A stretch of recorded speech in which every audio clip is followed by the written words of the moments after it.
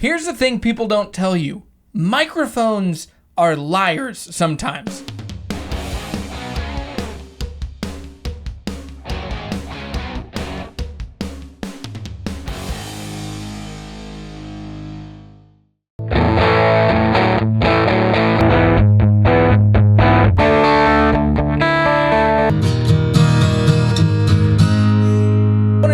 One of my great friends. This is Will. Will, who are you? What's your deal? Hello, my name is Will Rodriguez, but you might know me by Shiloh Audio.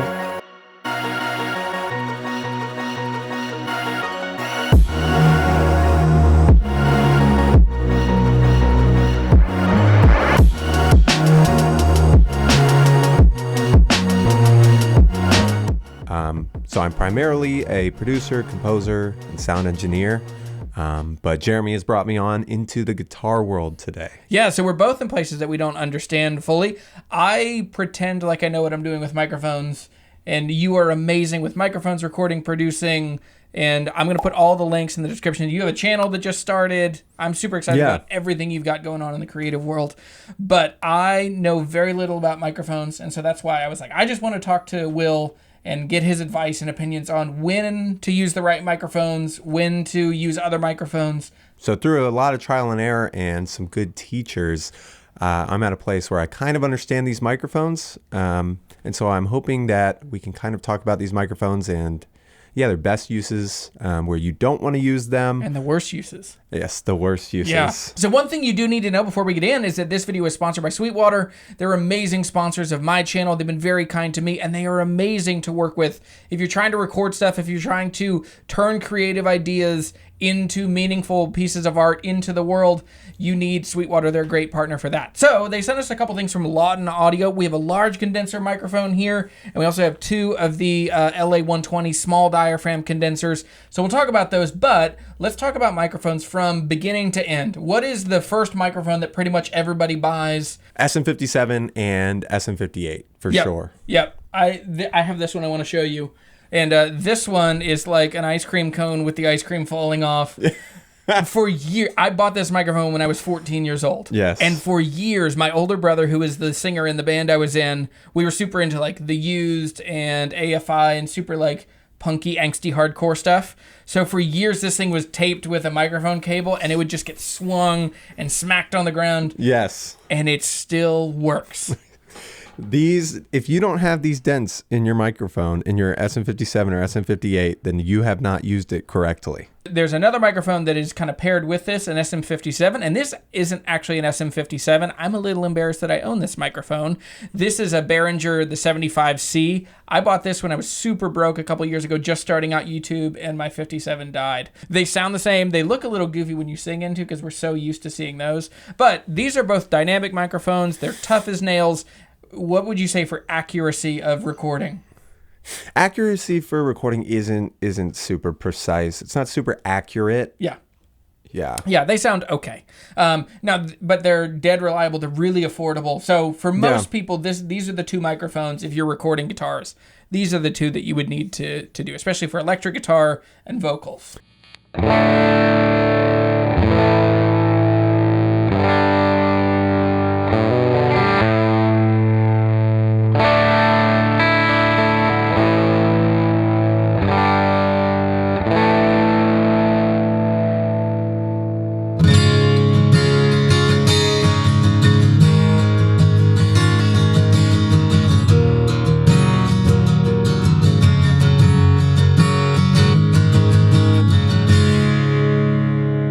There's something amazing about the experience. Once you get into a certain quality of microphone, you get into a box and a presentation. And yes. Dude, it's like the opening experience is so good on these Lawton Audio. So these are the LA120s. I've already used these in a couple videos. These are a matched pair of small diaphragm condensers. Tell us what that means. So small diaphragm condensers, you're going to be using phantom power because it's a condenser microphone. Small diaphragm, meaning that it's going to focus on a more precise location of where the sound is coming from. And so I think the beautiful thing about having this pair is that you can have one pointed at a fretboard and then one pointed at the hole. Yep. so you can get sound from multiple places more precisely. So if you're trying to have a little bit more brightness, then that one on the fretboard is going to help a lot. But a little more body, you're going to be pointed at closer to the sound hole. Yeah, because that's what gets me is as I look at guitar demo videos, and it's just one microphone, it's a mono signal. Like I have 2 ears. Yeah. So when I'm in a room, a guitar sounds differently than a single microphone. So that's where I think it's really helpful and really compelling to have 2 microphones. And what I've started doing, and I'm still figuring this out and playing with it, is I'll point one of these at the 12th fret and one at the sound hole, and then I'll pan one all the way to the right and one all the way to the left in the mix. And so you're trying to make it sound like it actually sounds in the room. Because that's the thing that gets me. Years ago, I was watching a video about PA systems, actually about one of these Bose PA systems. And I remember thinking like, wait a second.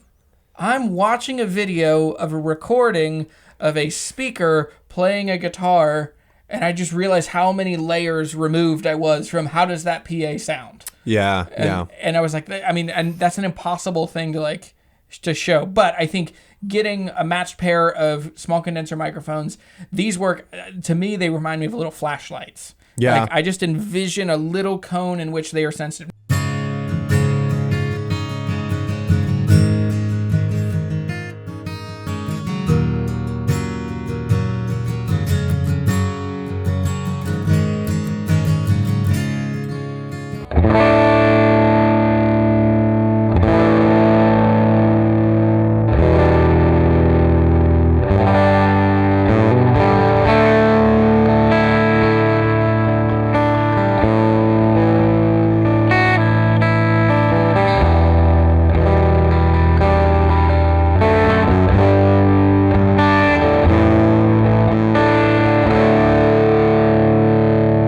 But these are they're not super expensive. I think $600 or so. I'll put the exact price up. But for what these are, I have been so happy with these. I wish I would have got these a lot sooner. Now, let's talk about the big boy. Yes. So these are small diaphragm condensers. And then we get to the big boy, the big diaphragm condenser. Oh. So this is the Lawton Audio FC357. Boy, it's a good one. The main use of a large diaphragm condenser like this one from Lawton Audio is to capture vocals in all of their clarity, nuance, detail. This is the kind of mic that you would use for voiceover work. This is a kind of microphone that you would use for high-end audio recordings of vocals. So, for your listening pleasure, here is a warm-up that I used to use when I was in a Shakespearean acting troupe. Nerdy fact that I've mentioned that before, but here we go. To sit in solemn silence in a dull dark dock, awaiting the sensation of a short sharp shock from a cheap and chippy chopper on a big black block. Spent years as a nerdy Shakespearean actor. Probably don't hide it that well.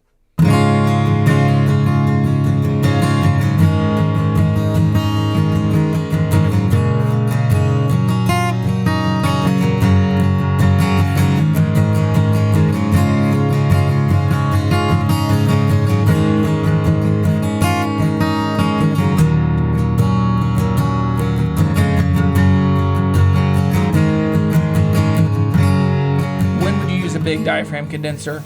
Oh man, this microphone will give you such a full sound, but it won't lack any of that like crispiness or like high end. Like this will make your guitar sound how it sounds or better. Yeah, that's right. This is like Instagram in some ways, or it's like shooting raw photography. If you know that, this is better than reality, or it's capturing more than your brain and ears can actually capture. So yes. Vocals on this sound amazing. You will get the depth. Like I don't have a low bassy voice at all. But when I record in this, there's this, you feel the warmth in the low end. You're also going to catch all of those highs. Now with this, you would also need to use a pop filter most of the time. Yeah. Because this is going to be you get those plosives. Yeah, I think just due to the accuracy and the just amazing response of these microphones, you'd want to have a pop filter for sure. Because everything that is making noise is going to go into this microphone. Which can be an obvious plus, or if you're working with plosives or something like that. Now there are options here. You can change the cardioid pattern. You can have it really sensitive, just like we said, the cardioid pattern. You can also have it in the figure 8 pattern where you'd have either side. Yeah. So this is a great microphone if you're like a bluegrass band. You could set this microphone up in the middle and everybody could kind of stand around it. And then you do that mixing between yourselves of leaning in or leaning out. Yeah, there's an omnidirectional pattern on here. Different than the cardioid pattern where instead of having a dip at the back, it's just a circle. So everything around this microphone would be heard. That would be amazing for just in the middle of a room of like an a cappella group or a bluegrass band or multiple people playing. Yeah, I've seen these used really well in worship. If you want some audience noise and you have acoustic instruments on one side, like it's a really great. helpful kind of tool. But let's talk about fragility of this, or just the care and maintenance of a microphone like this. Yes. So you're working with a lot of technology going on inside, and some of that technology can be pretty delicate. Like I said, the dynamic microphones they're rugged. Condenser microphones are accurate. So you're gonna want to be careful with how you treat this microphone. I think that's definitely why they come in the nice fancy box. Yeah, it says something about it when there's a box like this where it's like, don't just put this on the shelf like a dummy. Don't throw it in your drawer. Yeah, I mean, I can just throw an SM57 or SM58 in my bag. Because we should also talk, this is a $1,300 microphone. Okay, this is a very expensive microphone. Yes. Much nicer than I would typically buy. This is a studio quality microphone, and it needs to be cared for and taken care of in the same way. Yeah. Phantom power. So that's thankfully there aren't, and we'll talk about microphones here in a minute, that phantom power is a risk too. But for these, phantom power doesn't matter, won't affect the dynamic. You don't need it. It won't do anything. But with these, you have to have phantom power. I struggle with this microphone because it is so beautiful sounding. It can make guitars, like, it's not an accurate representation of the guitar, but this is the one for, like, if you're a singer-songwriter, if you have a studio, if you want to make the best record you can make, this is the kind of thing that you would spend the money on and you would get the return on. Definitely. So for me, I still have the conviction, because I have a studio, but my studio is a YouTube studio. Like, I'm trying to help people figure out what guitars are right for them. So a lot of times, like, I avoid in the Jeremy the Guitar Hunter stuff, I avoid using stuff that is better than reality, because I think the world is great as it is. And I want to show those amazing guitars. So these are incredible microphones. I think that's all we can say about. A little bit more out of like your budget if you're just working with. Yeah. You're just trying to record your guitars. You don't need this, but I think the thing with these microphones is what you pay for is what you're going to get. I mean, this is at some point you start getting. I know for me, my frugality gets in the way of a lot of my creative endeavors. Yeah. And as soon as you spend the money on the right thing, it will take everything you're doing to the next level. And so I think that's where the Lawton Audio, they're amazing. So we're going to put in some clips of best use, worst use of these kinds of microphones.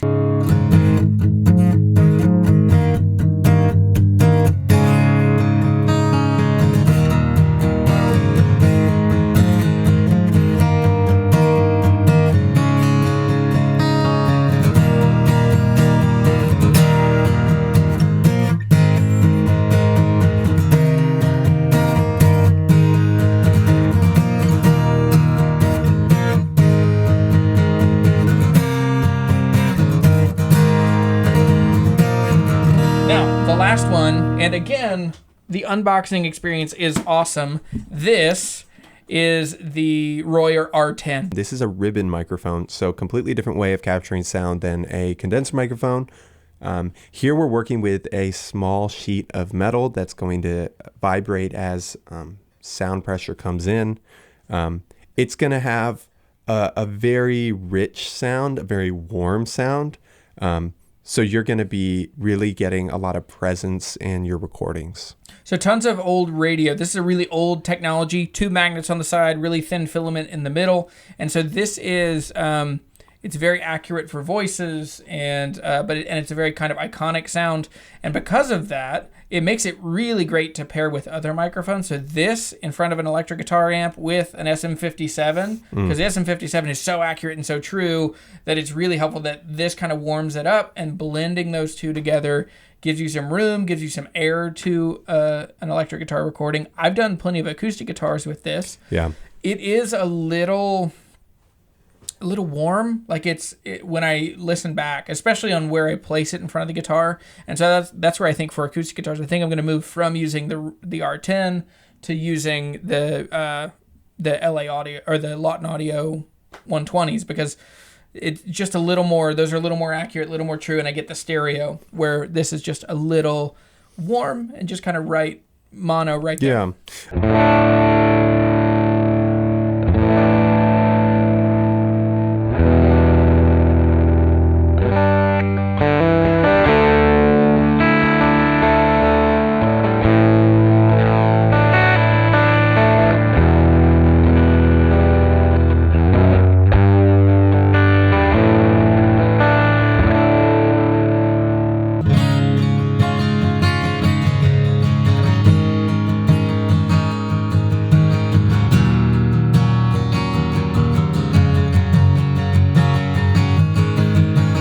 I think these microphones can definitely bring out some frequencies you're not hoping for all the time. But if you want that, these will give that to you. So definitely have the end in mind when you're approaching which microphone to use. Luckily, this Royer R10 is pretty good for close miking. I know this one can handle a pretty high SPL, pretty high volume.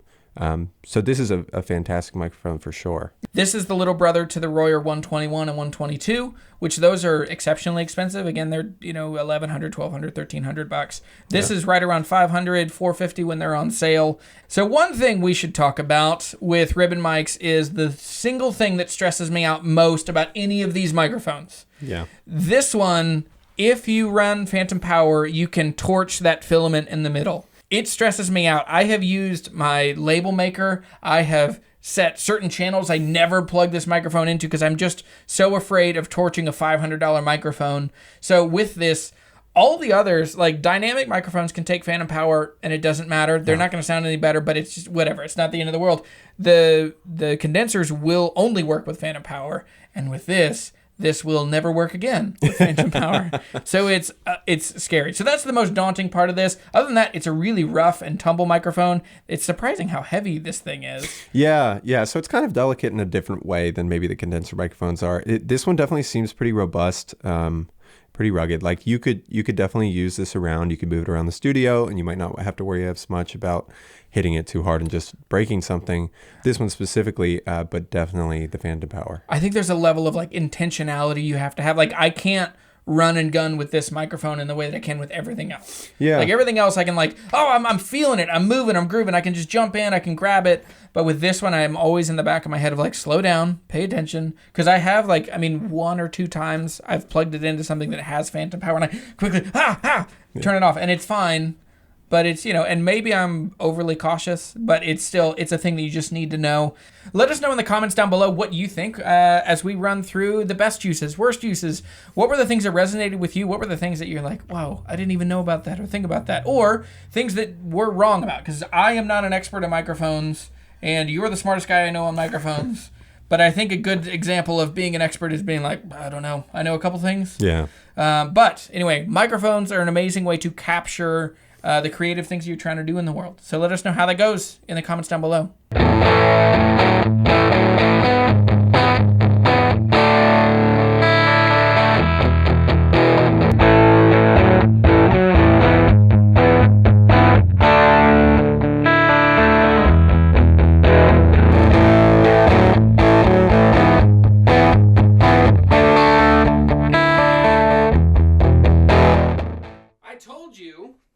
That microphones lie to you. I've told you this. That's the whole premise of this video, and this microphone lied to all of us while we were filming this video. There's a clip here where it was raining so hard the day we filmed this video, and I didn't know it until now in post when I'm putting the video together, that the whole time we were filming, basically the second half of this video, the battery on this microphone died, and that's one of the most painful parts of making YouTube videos.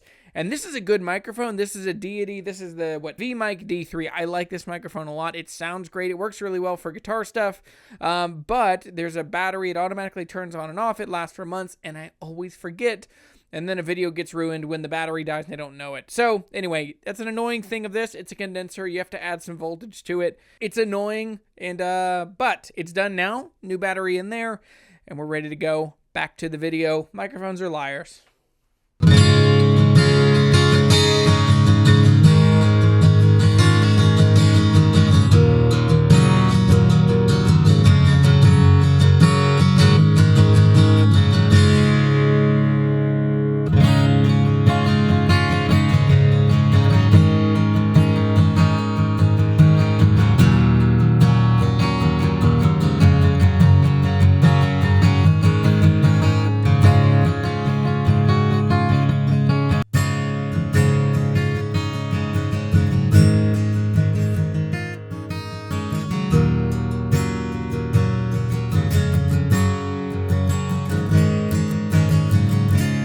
So thanks for watching this video. I'm Jeremy. I'm the Guitar Hunter. And I'm Will. I'm Shiloh Audio. so I will have all of the links to Shiloh Audio and to Will's stuff down in the description down below. His music is so cool. You have such a cool perspective on music and remixing, and you think in a musical way that I love, and I'm very excited for. Wow, thank you so much. Cool. All right, thanks everybody. Thanks for watching. And let me know if you want me to take over the channel.